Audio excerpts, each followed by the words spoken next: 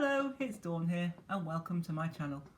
And today we're going to be staying with the theme of using our watercolour pencils to use with our card making projects. And in the very first of this series I used an embossing folder, not this embossing folder but a different one. But we are going to use this one today, but we're going to take it up to the next level, as they say. And we're going to use a dry pencil technique. You might have noticed that I haven't got my water pot here today. That's because we're not using any. We're going to use a dry pencil technique, and we're going to do a bit of crafting as well. So we're doing art, we're doing craft, we're doing everything today. So let's get going. I've already embossed this in my machine onto a piece of white watercolour paper, and as you can see I've coloured quite a bit of it up. I rather like just colouring these little flowers to bring them out. I've left the dots and I've coloured the frame. And I don't know if you can see them from here, but there are two little flowers, one in opposite corners, just two of them. And we're going to use our dry pencil technique to colour these flowers. And if you can't see them now, which I'm not sure you can, you'll see them in a minute.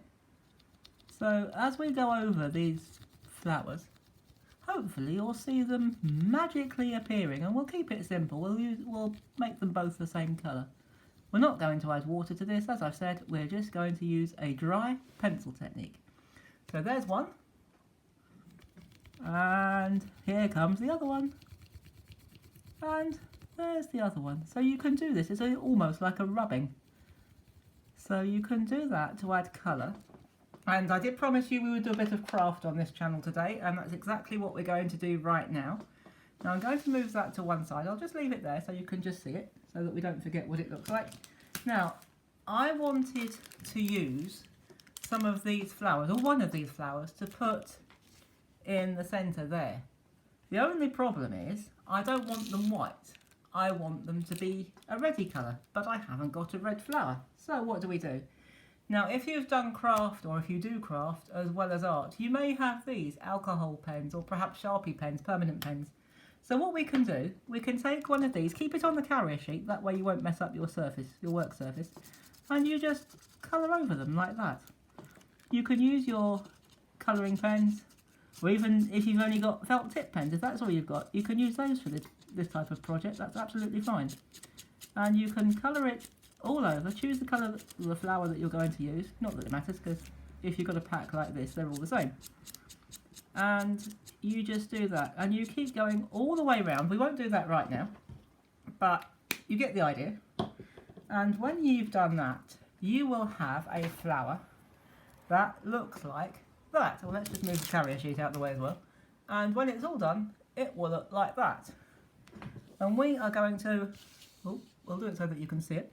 We're going to put that, I think I'm going to put it in the middle. You could put it in the corner and then put a sentiment at the top, but I'm going to put mine right in the middle.